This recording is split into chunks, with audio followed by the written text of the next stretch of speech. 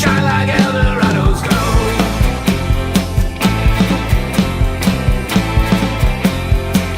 You shine like Eldorado's gold.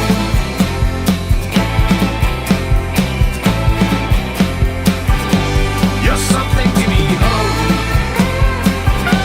You're something to behold. Oh, just something to behold. You shine like Eldorado's gold.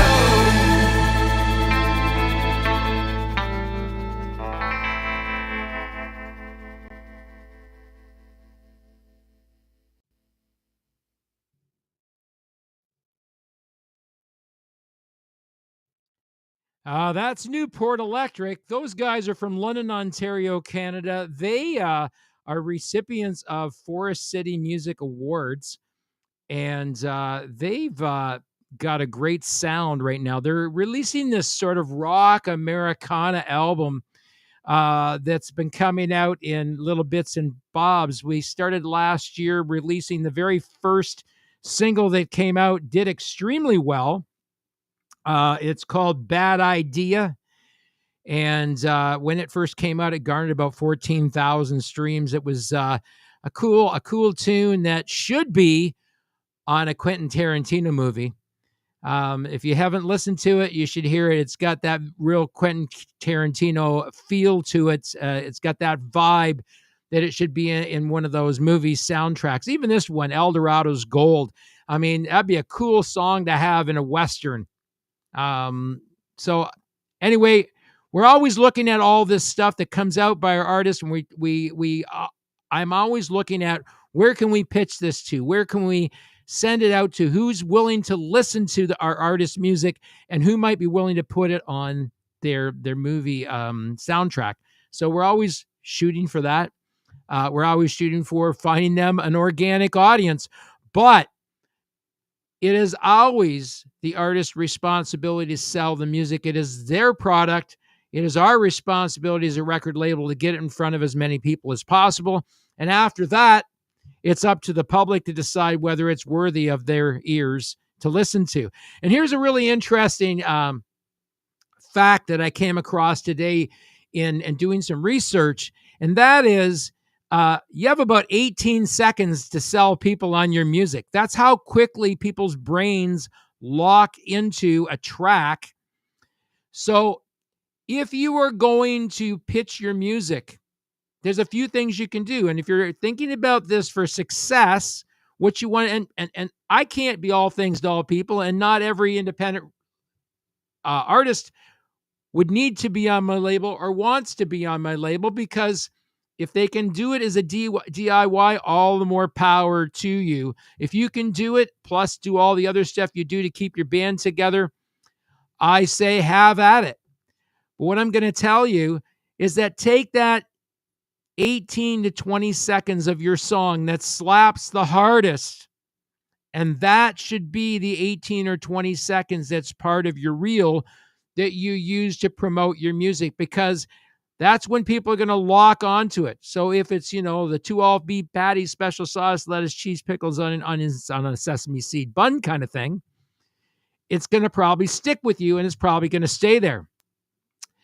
Well, we're going to talk about music tonight. We're going to talk about a whole bunch of different things. I've got a co-host from Windsor, Ontario. His name's Mike Muscat. He's an accomplished bassist. He's been around for a long time. He's worked with a lot of different artists. He worked with some really, really talented people. And he is waiting in the wings. We're going to discuss all things music tonight. We're going to talk a bit about derivative works tonight. We're going to talk about how you get paid. How can you get paid for your music? Well, let's talk about that tonight. So without further ado, here is Mike Muscat. Hey, Mike, how are you doing? Hey, how's it going? Good to have you here, buddy. Thanks, man. I love being here. All right. Well, we're gonna flip to a split screen here, and we're gonna sort of dive in a little bit. But you had a recent change in your musical direction, Mhm. and you're going to be playing bass and singing, not principal singer, but back and supporting vocals in a CCR tribute band. Yeah, yeah, it's very exciting actually. Really looking forward to this. We're rehearsing really hard and getting ready for the tour next year. It's going to be a lot of fun. Yeah. Right.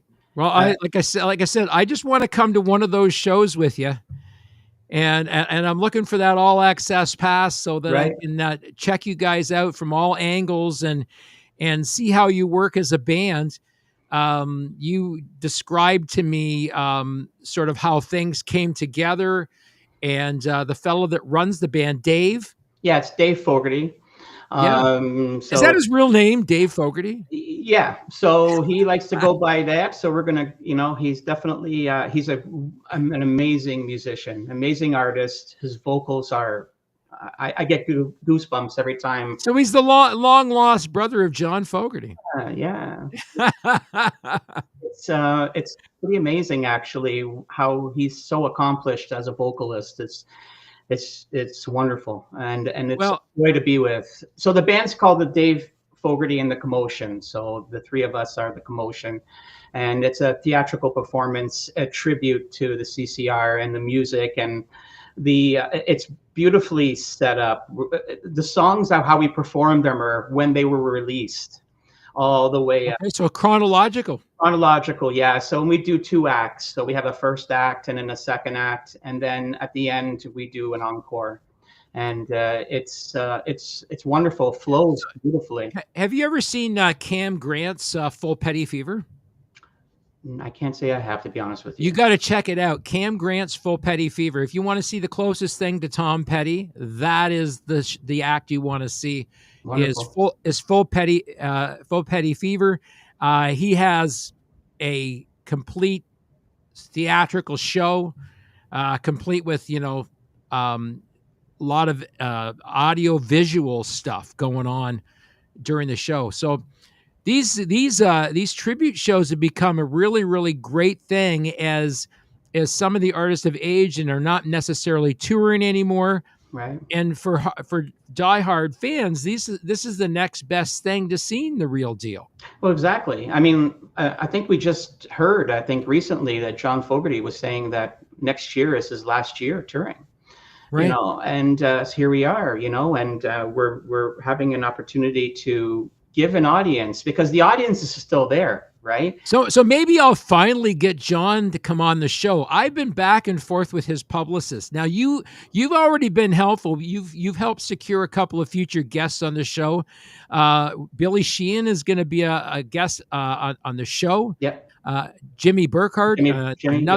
another guest on the show, and of course there's that 3 degrees of Kevin Bacon between you and me. Yeah. Because my daughter's significant other, Ari, is the lead singer for The Sweet. That's right. Yeah, So and I actually asked Jimmy, I said, hey, you're going to meet Ken's daughter very shortly. He's like, oh yeah, she's being flown out and we're going to meet. So hopefully that's all going well. I believe they're in Vegas, if I'm not mistaken. so right now they were in Vegas for a show at the Gold Nugget. That show is done now, and now Ari and Nicole are they're in Iowa. Oh, nice. And he's recording an EP of cover songs. Right on. So, I mean, that's just a cool thing that's happening there. And what a great another way for him, his great voice to get discovered. This is a guy that sings in a couple of different major acts, The Sweet being one of them, and the other being Steven Adler's Appetite for Destruction. Oh, right on. So, here's a whole cool thing. And that 3 degrees of separation where you and I had some friends in common that knew one another. Right. It's awesome, actually. It's all that synchronicity, right? Yeah, so great to have you. So great to have you as a special guest on the show and sharing your musical knowledge with me. So I'm going to dive into some of what we talked about, what I talked about in the reel, and thank you for sharing that out with people. I think the reel, by the time the show aired tonight, we got about 900 views on that reel. Oh, wow. So it'd be nice if we got 900 people watching the show right now. Yeah. And maybe we'll get 900 people on the show or 1,000 people watching the show when we get Billy Sheehan on the show. I hope so. or when Jimmy joins us as well. So stay tuned, folks. We're going to have some great heavy hitters from the music industry on the show coming up down the road. But tonight it's me and Mike, and we're going to be talking about things like derivative works.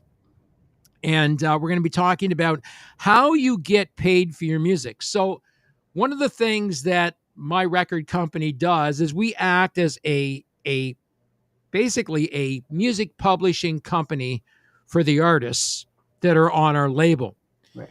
And if you don't know anything about publishing, then you're in a heap of trouble, because there's a whole lot of things that you need to know in order to properly get paid for your music.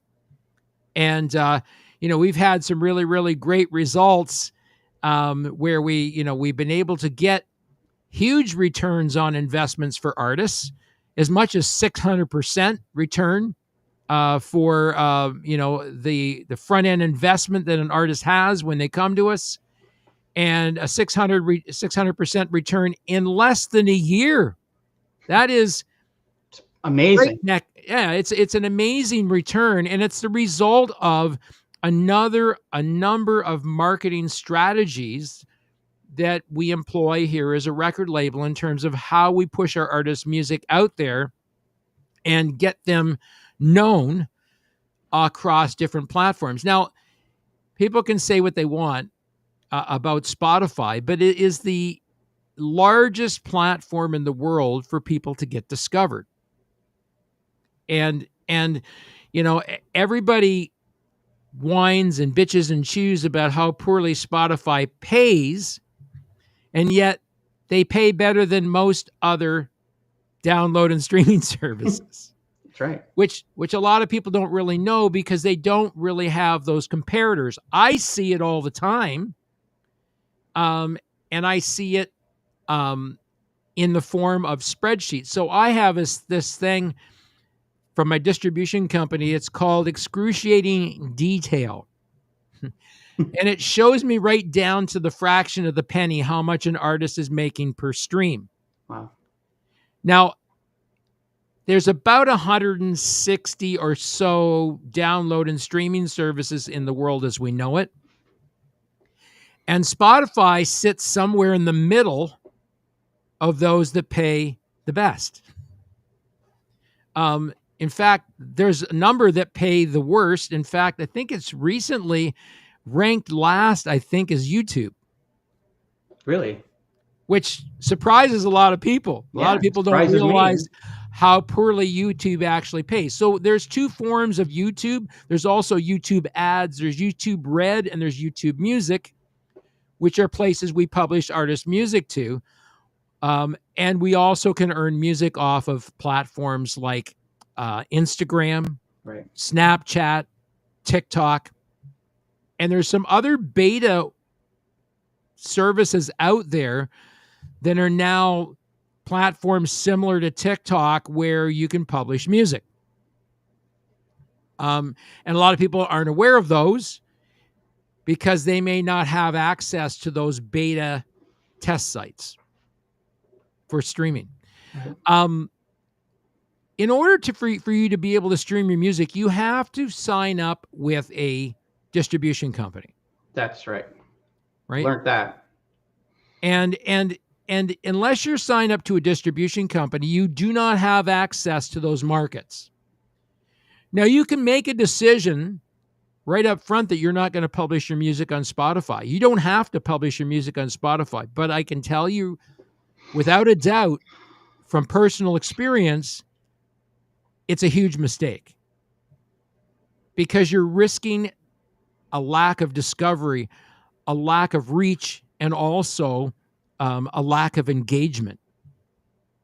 Spotify has algorithms in it that allow people's music to become engaged.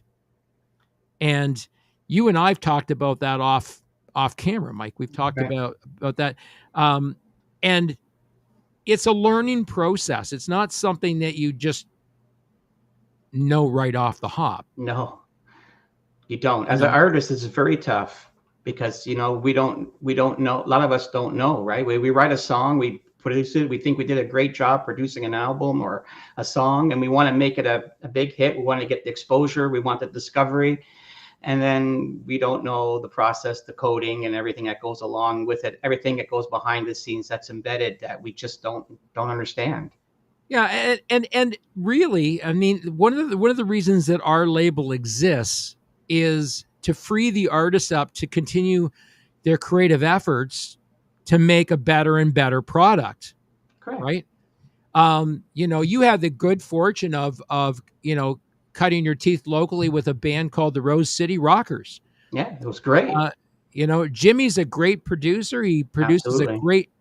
a great product, and the production on your tracks as you guys put them out got better and better and better. So the bar kept getting set higher, which is always what you want to see as a record label. As a record label, when artists send you music, you want to see that bar continually being set higher. And they're the ones that are setting the bar.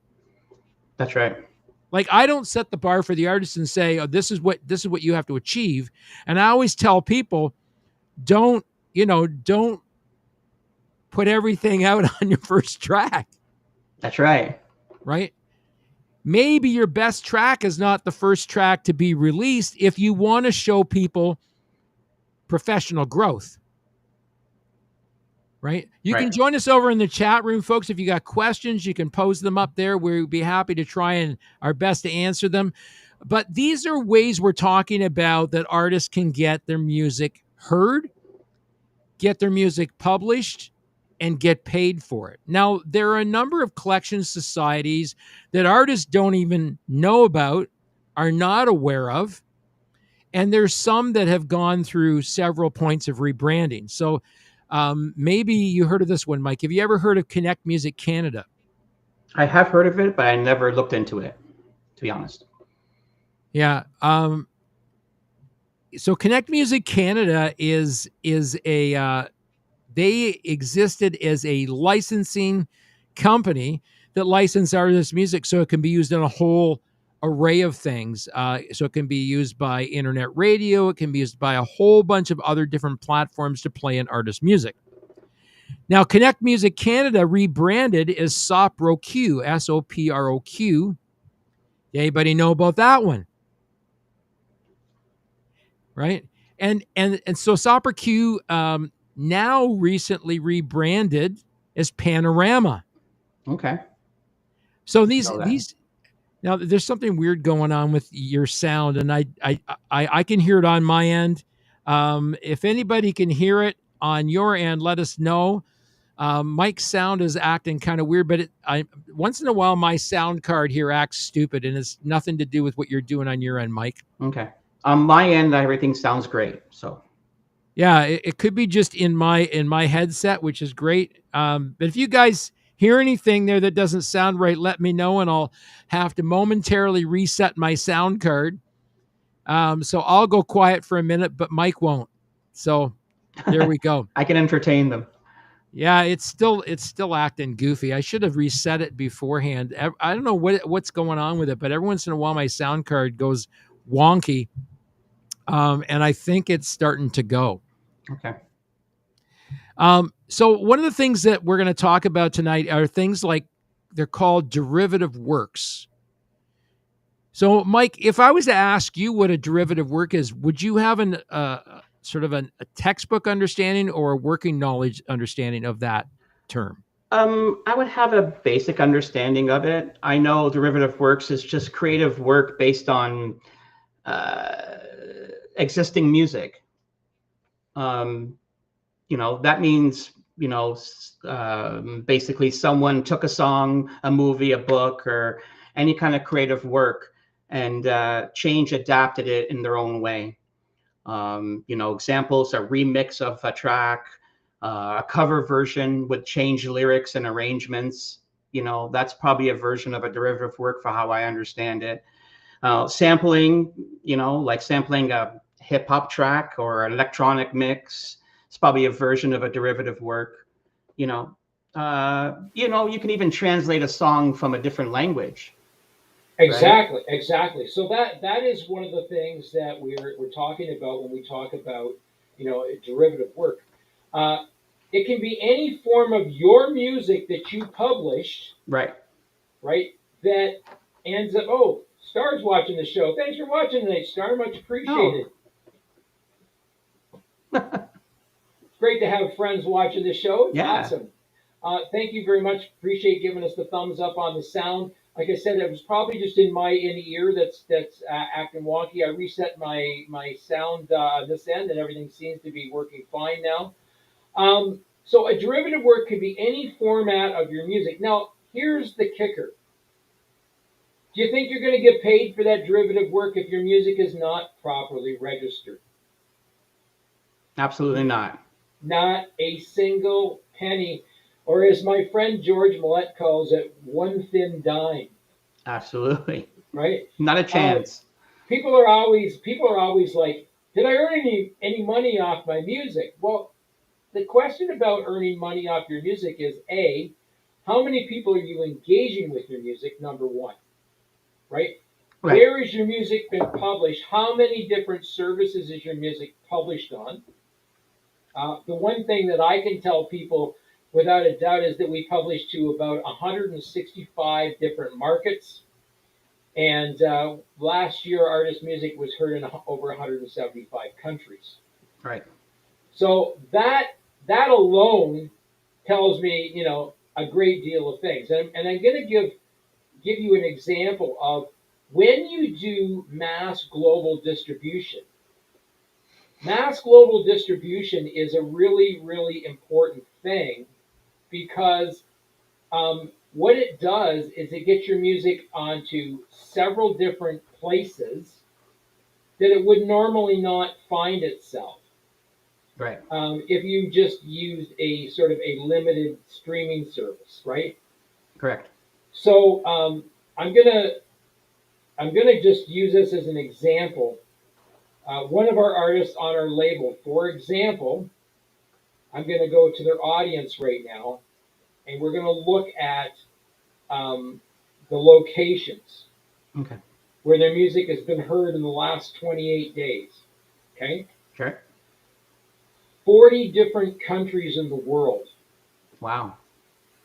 And the highest listening country in the last 28 days, this is a classic rock heavy metal band. Where do you think their biggest audience has been in the last 28 days? Your guess is, I mean, obviously, but Yeah, but take a guess. I don't know. Asia? I never would have guessed this one. Peru. Peru? South America? Peru in South America, they had 268 listeners in Peru this last 28 days. Wow. So I would think it'd be somewhere in Japan or somewhere in the Asias because they like that, that music. So right. Greg Orbach says, great content in tonight's discussion. Thanks, Greg, for hey, the Greg, comment. thanks, man. Thanks for stopping by. Really appreciate it.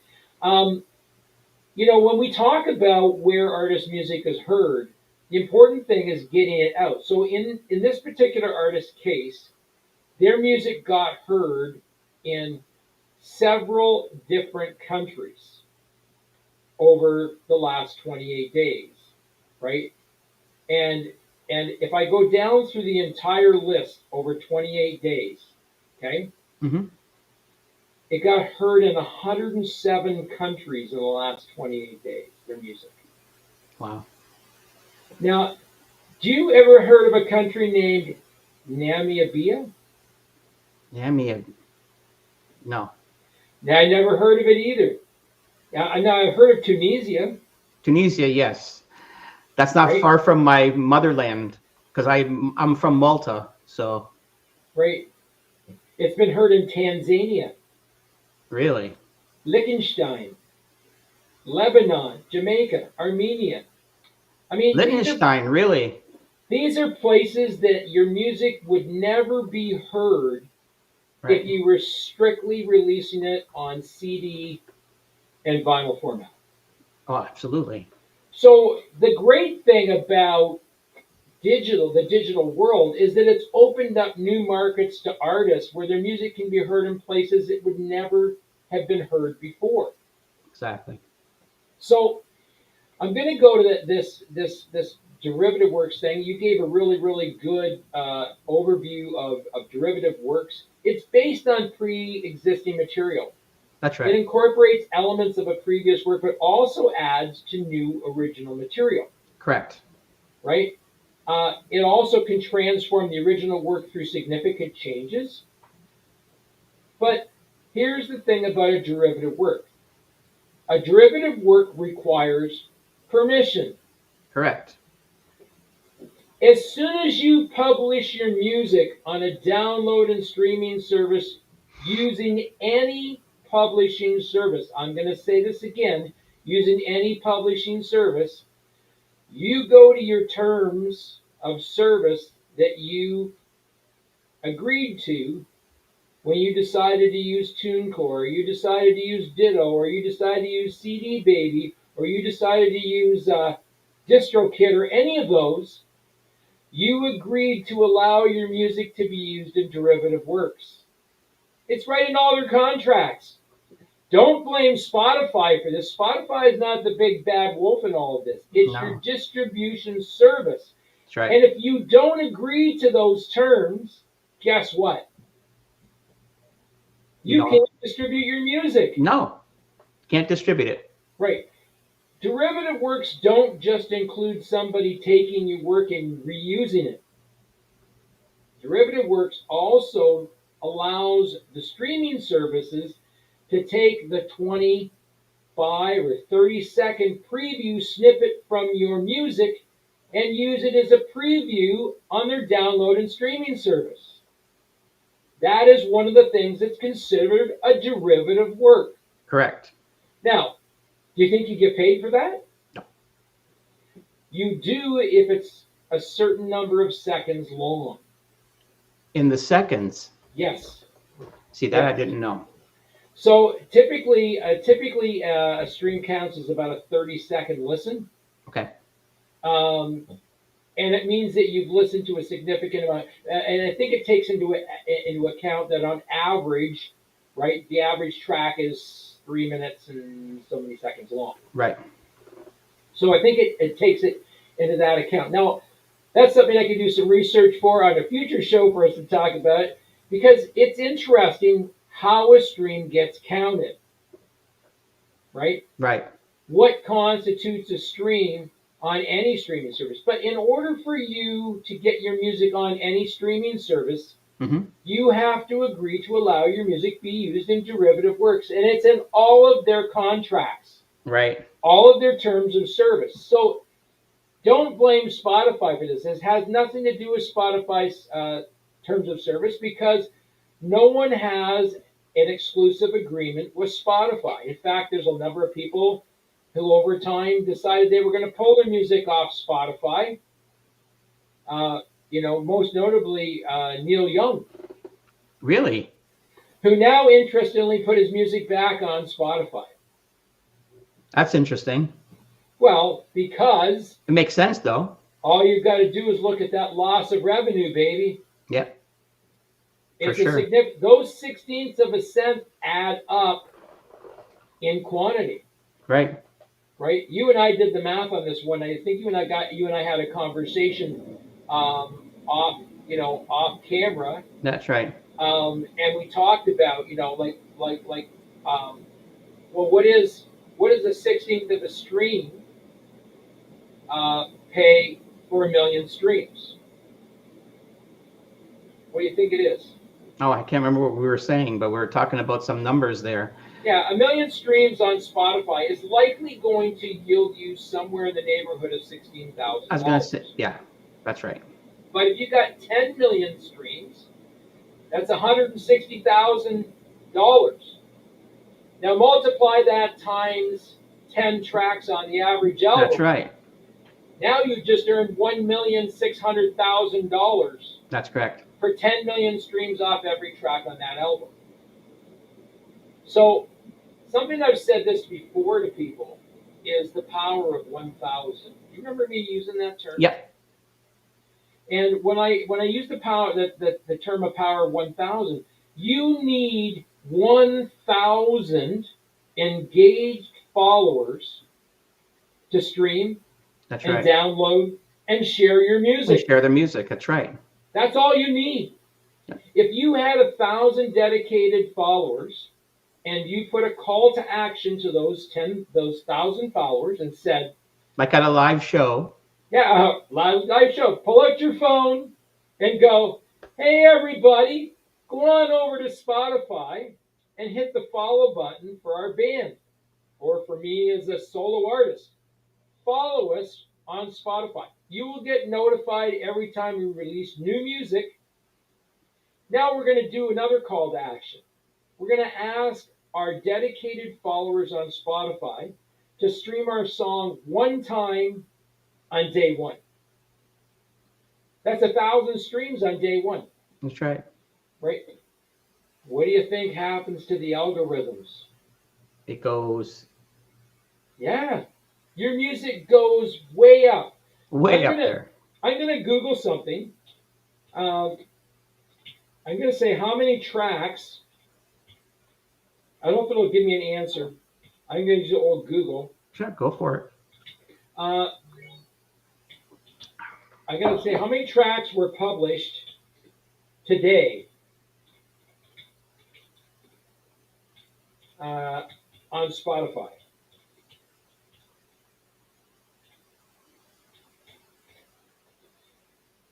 And it's searching.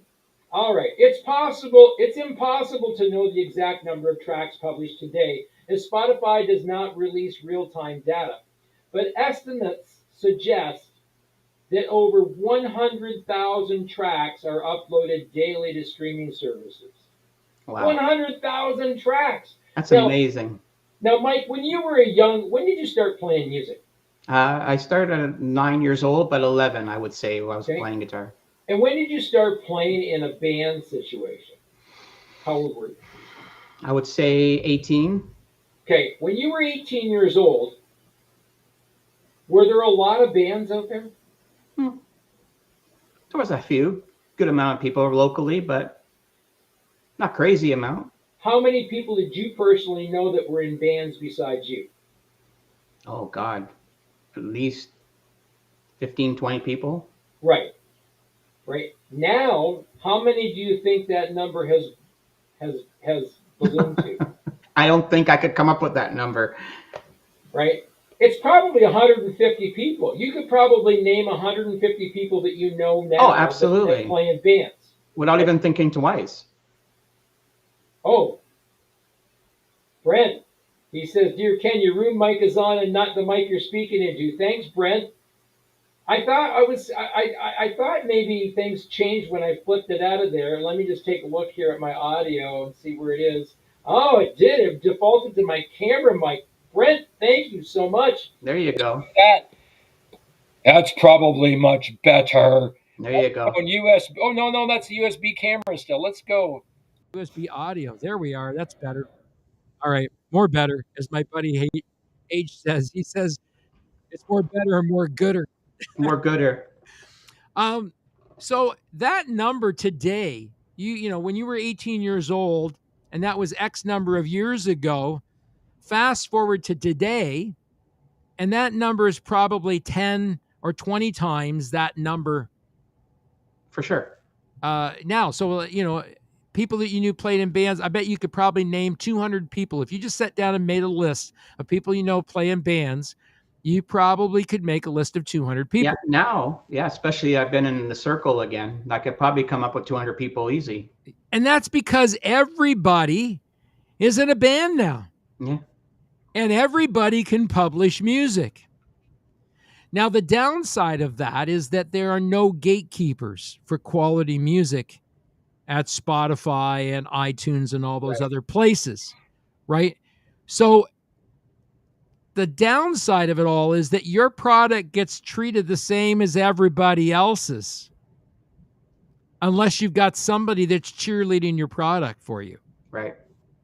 or you're cheerleading it yourself, or You've got a collaborative approach in terms of cheerleading your music. There's a way to become successful, people working together to cheerlead your music, Mhm.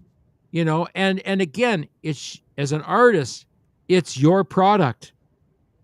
Mike Brandvold, who is going to be on the show at the end of the month, and if you're around Mike, you're welcome to join us, because he's always a wealth of knowledge. This is a guy who is, started his career working, developing a website for the band Kiss, and then went on to do work for Alan Jackson, Ozzy Oh yeah, Osbourne. you're mentioning him. I said I'll Yeah. join you for that show. Yeah. Yeah, Michael's a wealth of knowledge when it comes to this stuff, and he will tell you right off the hop that it is always the artist's responsibility to sell their product. It's their product. It's my job as a record label to get it in front of the people and get it on all the platforms and ensure that it is in fact on all the platforms, and then deal with it, because here's some things that are happening. You might not be aware of this as a musician, but artist music have gotten pulled down for artificial streaming. Okay. There is one particular artist in the U.S. who made $295,000 off streaming until they found out they were all fraudulent streams. Wow. Now that artist has got their ass suit off, and they're going to own somebody their soul because they committed fraud. They used bot farms, which are essentially hundreds of cell phones connected up that stream artist music 24/7 Right. with fraudulent accounts, not even paid premium accounts. Wow. How do you even come up with that? I mean, There we go. Brent says, I didn't look at this one on the news. Maybe we'd check this one out for another show, Mike. He says Drake is being sued. really? For the same thing? I don't know what he's being sued for, but this is a good one for his. Maybe we can do this in real time, right? Yeah. Let's take a look. Is Drake being sued? I don't know. It's a great question, I guess. Brent says yes. Drake is currently facing several lawsuits. He is named in a new class action lawsuit against Spotify, alleging the platform allowed fraudulent streams, which the suit claims benefited him significantly. Wow. He's also being sued for his involvement in promoting the online gambling platform Stake, along with streamer Aiden Ross. Wow. Yeah, he's an artist I don't really follow, so I wouldn't have ever known. No, but that's surprising, right? I mean, here's Yeah. a guy who I always thought, when my daughter was into, rap and hip hop and all that stuff, I thought the guy was squeaky clean. Yeah. But not everybody's squeaky clean, I guess. There you go. And there come the skeletons out of the closet, right? And if you're not careful when you're in this industry, you can fall into these traps. You know what I mean? You never know. You know what? There is a snake oil salesman out there. I saw today. I can't count now, because I'm sure Facebook and Spotify must listen to everything that I search for Yeah. on those platforms. When I search for something on Facebook or when I search for something on Instagram, I immediately end up seeing all these paid ads by all these snake oil salesmen saying, yeah, well, if you want to learn how to publish your music right, you should subscribe to me and come and work with me and, pay me and blah, blah, blah, right. blah, blah, right? That's right. It's And all they're making their money on the subscription. well, and it's all really aimed at the desperation that they think that artists have to have their music heard and played, right? I always tell people, don't be desperate for anything, right? Hope for nothing and wish for the best, right? I have a saying for that too. Like, for even as a musician, I always say I play at my highest passion to the best of my ability with no care or no concern of the outcome. Yeah. Michelle Lee Trafford says, hey, Mike. Hey, Michelle, nice to see you, or nice to See that you're on again.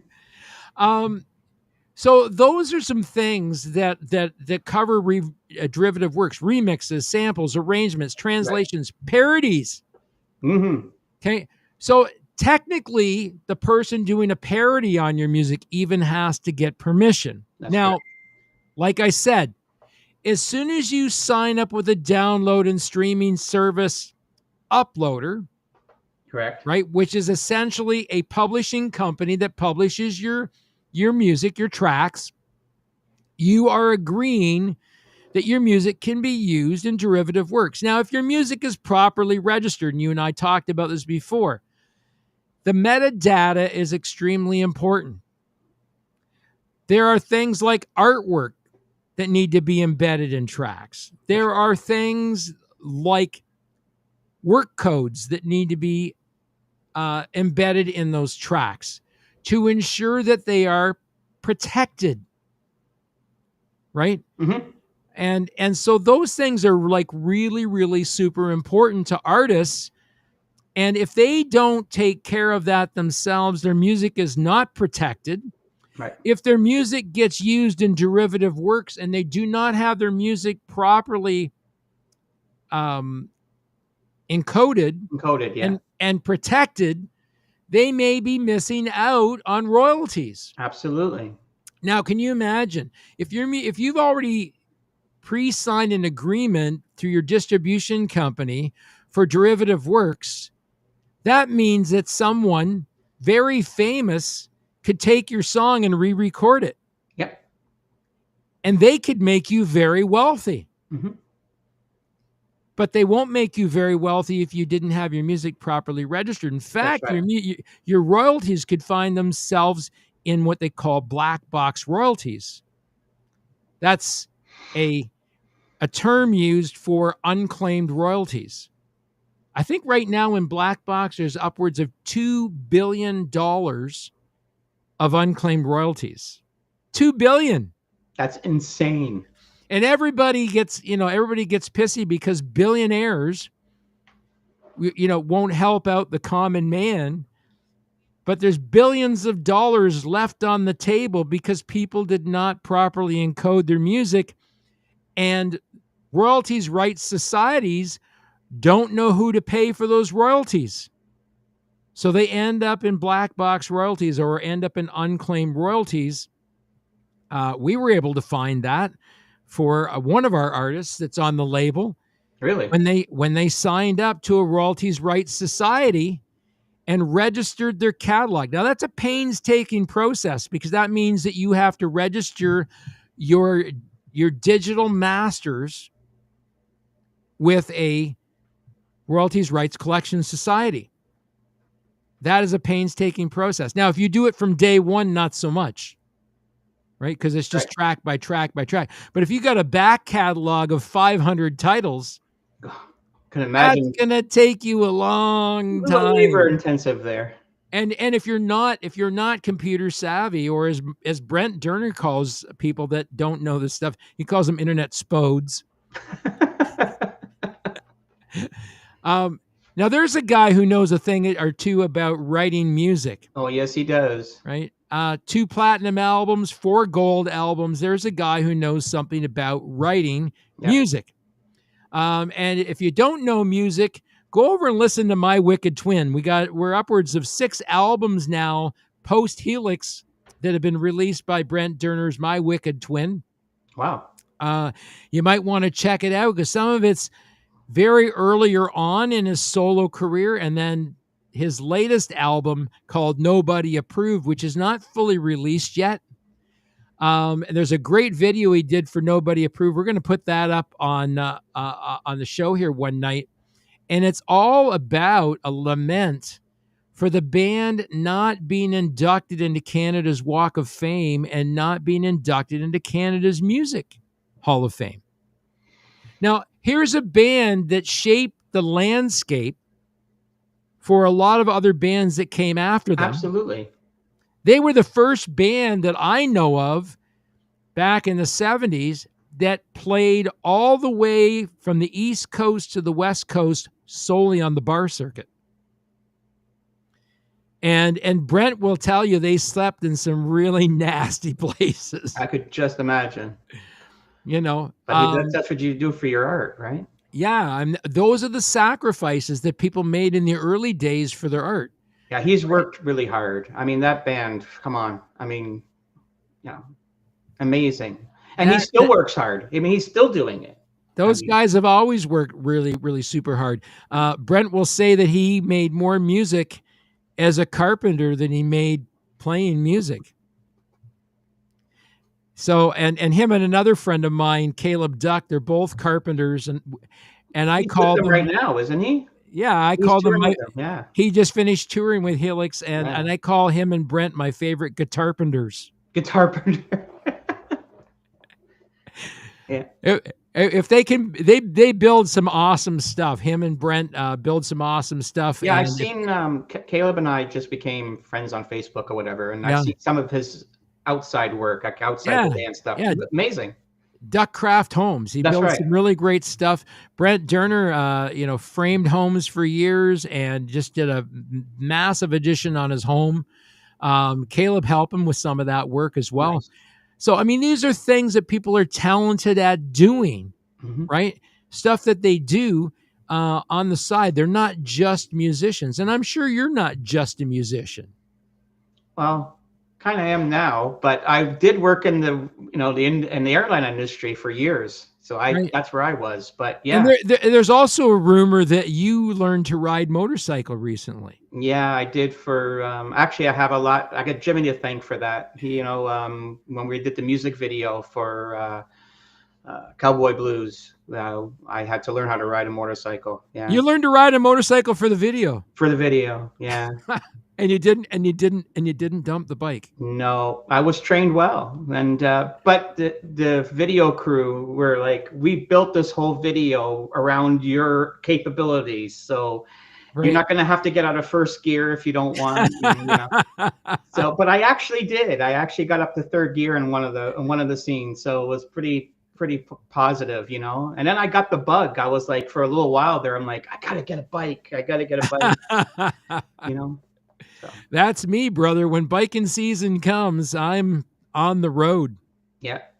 I see that. I follow you vicariously on your Facebook page. I mean, that whole trip you just did was amazing. I mean, I loved every minute of it. You gotta read the book when it comes out. It's called 29 Days on a Steel Horse. Oh, that's so cool. And the two guys that rode with me are helping me write the book.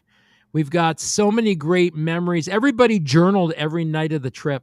Oh, wow. And the people that we met people all across Canada, which was so freaking cool. Yeah. It was the like best part. It was like being on tour as a band, as a rock and roll band. There were days that I felt like a rock star on the trip because we met people and people were just thrilled to meet somebody that was riding across Canada on a motorcycle. For sure. And even me, when I was doing this video, I felt like a rock star on the bike. Like, we were in the bygone days, I guess, and no helmets, like just riding with your hair in the wind. And I actually wrote a song. Called Let's Ride, and just based on riding a motorcycle. Based on that experience. Yeah, absolutely. Very cool. You can imagine. You wrote a book. I mean, well, maybe we'll have to produce that song. Maybe that song could be put to some of our videos from the trip. Absolutely. I got it all. It's all composed. It's just, and I even got the lyrics. So I've got videos of us going down through the mountains. It was like being on, like when we rode from Lethbridge to Abbotsford, BC. It was like being on Canada's longest roller coaster. It was, every day was a different experience. And sometimes you're on one side of the mountain, sometimes you're on the other side of the mountain. Next thing you're going down through a mountain pass. I mean, how cool is that? It's amazing. And it was really weird because people say to me, do you listen to music when you ride? Right. The soundtrack of my life plays in my head. Yep. I sang everything from Hendrix to CCR to Cream to Traffic. you know, there were so many different songs that played in my head Hmm. while we were riding. Hmm. And, so I didn't listen to any music when I was on the trip in my earbuds. The soundtrack in my head was my company when I was on the bike. And I'd find myself singing choruses to the songs, Yeah. right? There's a really cool song that's coming out, and I can't allude to it, but on December the 3rd, we'll be making a formal announcement about 2 singles that are coming off this album. It's the latest album by a band called Helix. 50 years, and they're still putting They're out still new writing. music. They're I still know. writing and putting out new music. Love it. What a great, what a great testament to the longevity. And this is another reason that Brent's video for Nobody Approved is really a poignant piece of history, because there's no reason why you shouldn't be able to do that. There is a page that I started on Facebook about voting Helix, and it's called Helix for Canada's Music Hall of Fame and Canada's Walk of Fame. And I'm going to post it in the chat here. If you haven't gone over and you haven't gone to either of those sites and nominated the band, you can actually nominate them. Oh, that's great. I'm going to do it. I don't want to do that. Where'd it go? Anyway. Technology. Yeah, technology. Isn't it wonderful? It's beautiful. There it is right there. Okay, so I just posted it there. There's the group. You can go to that link. You can go and vote. Every year, the counter resets. So people have to go in yearly and make a recommendation for Helix to be inducted into those great places. But, I mean, why shouldn't they be? Right? Absolutely. Here is the only Canadian band in their history of their time to get signed to the American side of a record label.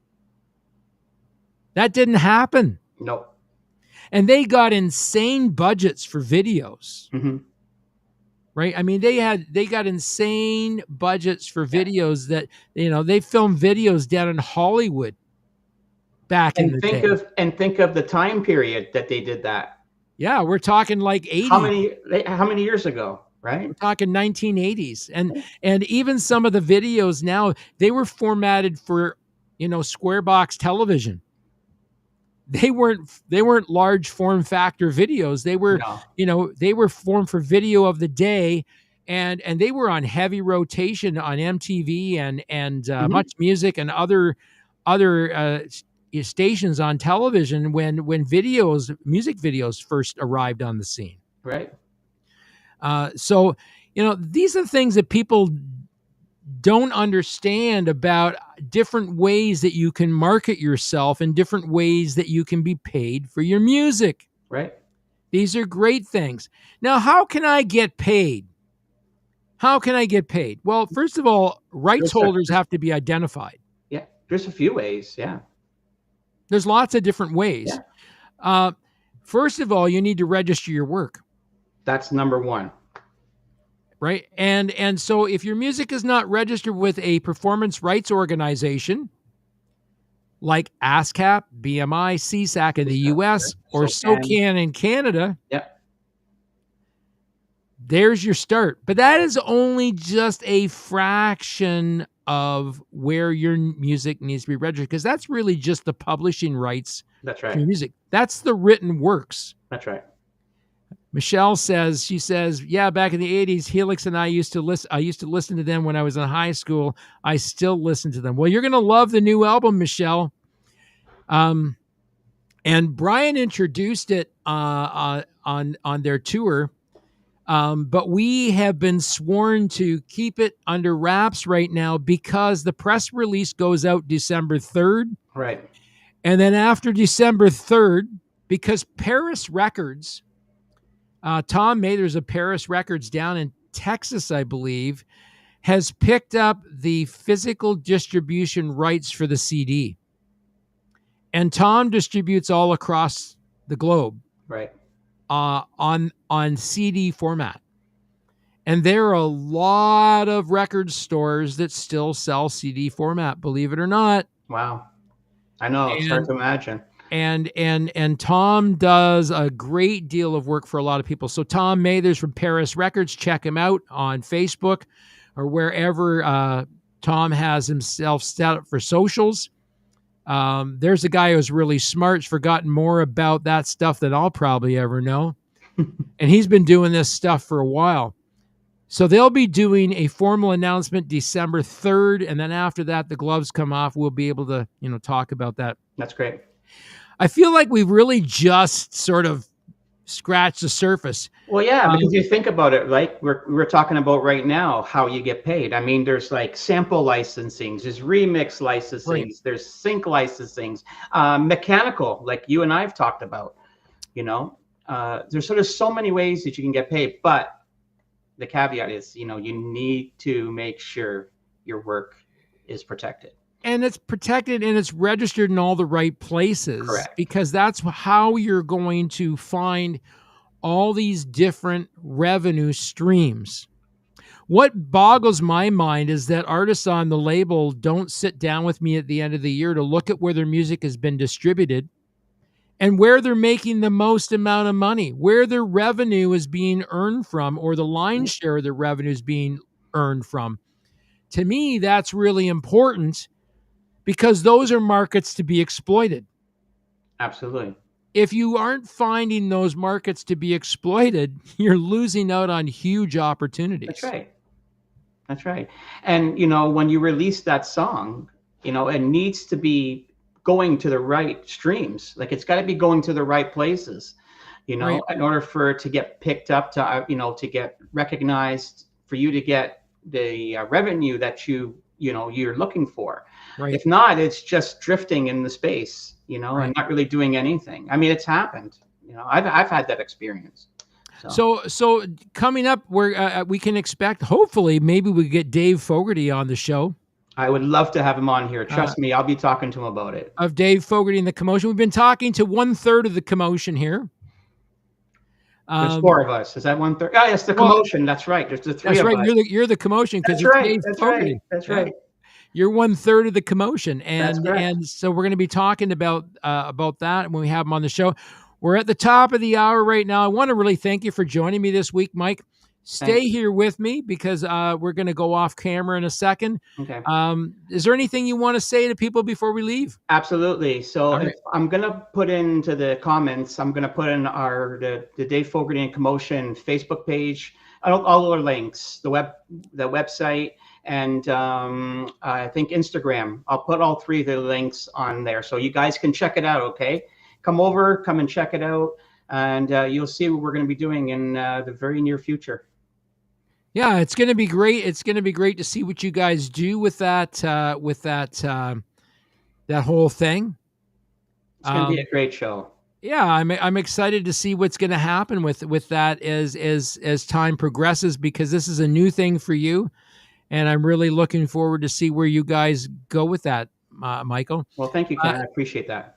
Been a pleasure having you on the show. Thank We're you. going to be doing this again very, very soon. Absolutely. We got Kelly Kierlich's coming up on the show in a little bit. We're going to be having him on the show. Kelly is a music prodigy. That's all I can describe him as a music prodigy. The guy knows everything theory and can enact it. He's a guy who can take the theory and put it out in practice every single day of his life. He's written 2 books on that. We're going to be having him on the show. We got a couple of accomplished authors that are going to be on the show. And coming up, we don't know just when yet, Jimmy Burkhardt's going to be on the show of The Suite. Several other projects that he's been involved with over the years. Great guy. And Billy Sheehan. Great to have them on the show. All thanks to you, Michael. Appreciate it, brother. Thank you so much. This has been the Indie Show. This is Wednesday. Have a great end of your week, everybody. I'm Kenny, and you're not. Have a great end of your week. Peace out.